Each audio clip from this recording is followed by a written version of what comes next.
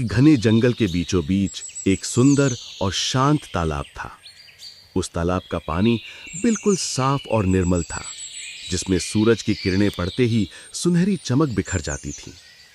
तालाब के किनारे हरे भरे पेड़ खड़े थे और उनके बीच पक्षियों का मधुर कलरव गूंजता था। इसी तालाब में एक ज्ञानी हंस और एक बातूनी कछुआ रहते थे। हंस बहुत विद्वान और शांत स्वभाव का था। वो दूर देशों की यात्राओं पर जाता और फिर लौटकर कछुए को अपने अनुभवों की कहानियां सुनाता। कछुआ बहुत ही जिज्ञासु था।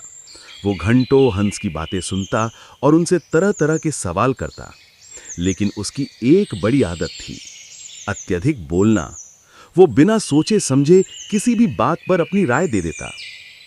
हंस कई बार कछुए को समझाता, मित्र, हर बात पर बोलना सही नहीं होता। कभी कभी चुप रहना भी बुद्धिमानी होती है। कछुआ हंस की बात पर मुस्कुराकर कहता, अरे बोलने से क्या नुकसान हो सकता है, मुझे तो बातें करना अच्छा लगता है। हंस को समझ में आता कि कछुए को ये आदत एक दिन जरूर नुकसान पहुंचाएगी।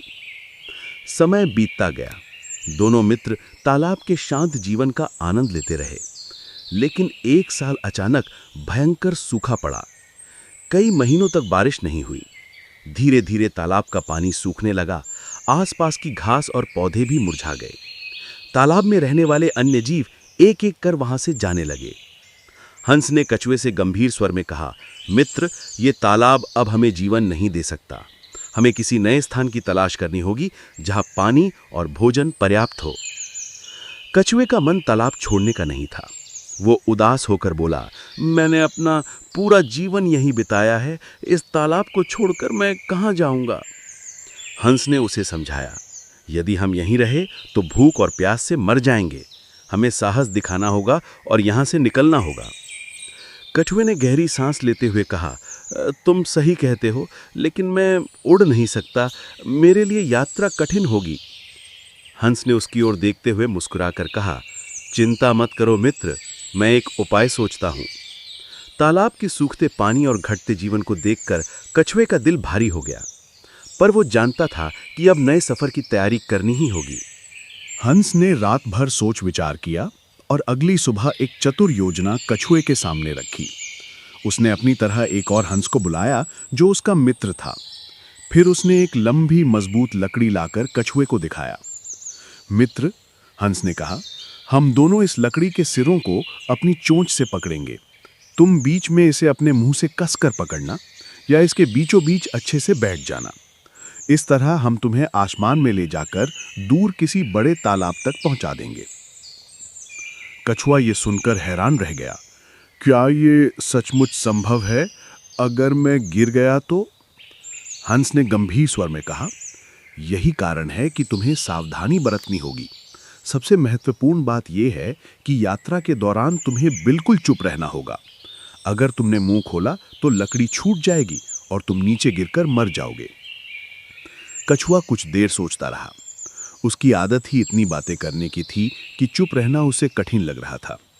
परंतु जीवन बचाने के लिए उसने हंस से वादा किया, मैं कोशिश करूंगा, चाहे जो भी हो, मैं अपना मुंह नहीं खोलूंगा। अगले दिन सुबह दोनों हंस उड़ने के लिए तैयार हुए। कछुए ने लकड़ी के बीच वाले हिस्से को मजबूती से अपने मुंह में दबाया। हंसों ने लकड़ी के दोनों सिरों को अपनी चोंच से पकड़ लिया। धीरे धीरे वे आकाश की ओर उड़ने लगे। कछुए के लिए यह अनुभव बिल्कुल नया था। उसने कभी सोचा भी नहीं था कि वो आसमान से धरती को देखेगा। नीचे फैली नदियां, खेत और जंगल उसे अद्भुत लग रहे थे। वो मन ही मन खुशी से चिल्लाना चाहता था, लेकिन हंस की चेतावनी याद करते हुए वो चुप रहा। कुछ दूरी उड़ने के बाद उन्होंने पीछे मुड़कर तालाब की ओर देखा। अब वो लगभग पूरी तरह सूख चुका था। कछुए की आंखें नम हो गईं, पर उसने कोई आवाज नहीं की। थोड़ी देर बाद वे एक कस्बे के ऊपर से गुजर रहे थे। कस्बे के लोग इस विचित्र दृश्य को देखकर चौंक गए। उन्होंने शोर मचाना शुरू कर दिया, देखो, आसमान में उड़ता हुआ कछुआ, ये जरूर कोई जादू है। कछुए के कानों में ये बातें पड़ी। उसके मन में गर्व और अहंकार की लहर दौड़ गई। वो सोचने लगा, ये लोग नहीं जानते कि ये योजना मेरी ही थी। मुझे इन्हें बताना चाहिए कि मैं कितना चतुर हूं। हंस ने महसूस किया कि कछुए का शरीर बेचैन हो रहा है। उसने मन ही मन प्रार्थना की कि कछुआ चुप रहे, लेकिन कछुए के अहंकार ने उसे रोक न पाया। कस्बे के लोगों की आवाजें और बढ़ने लगीं। अरे वाह, ऐसा कछुआ तो हमने कभी नहीं देखा, जरूर ये कोई दिव्य जीव होगा। कछुए का अभिमान अब चरम पर पहुंच गया। उसने सोचा, मैं इन लोगों को बताऊंगा कि ये सब मेरी योजना है, सभी मेरी प्रशंसा करेंगे। हंसों ने लकड़ी को कसकर पकड़ते हुए संकेत दिया कि कछुआ चुप रहे, लेकिन कछुआ अब खुद को रोक नहीं सका। जैसे ही उसने बोलने के लिए अपना मुंह खोला, लकड़ी उसके मुंह से छूट गई। मैंने ही ये योजना, इतना ही कह पाया था कि वो तेजी से नीचे गिरने लगा। हवा में गिरते हुए कछुए को अपने मित्र की चेतावनी याद आई। उसने भयभीत होकर चिल्लाया, बचाओ, मैं गिर रहा हूं। लेकिन अब बहुत देर हो चुकी थी। वो सीधा कस्बे के बीच पत्थरों पर गिरा। उसकी हड्डियां टूट गईं और उसने तड़पते हुए अपना प्राण त्याग दिया।